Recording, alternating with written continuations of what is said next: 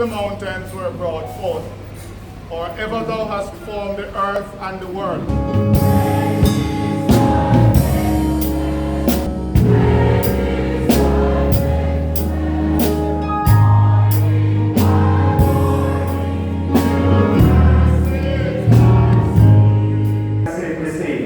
That 90% of the persons who are motorcyclists in this room were impacted in some way or the other by Uzander McFarlene. Today, the Jamaica Police Federation, we are saddened but honored to recognize a legend called Uzander George McFarlene.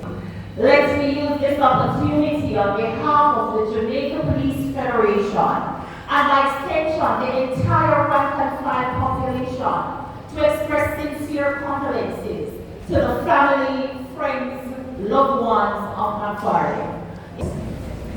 Beyond the thrill of the stunts, he was a teacher.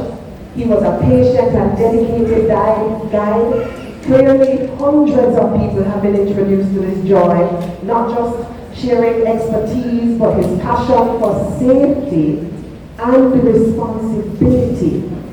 So ladies and gentlemen, we say farewell to our beloved friend and mentor. Let's celebrate his life.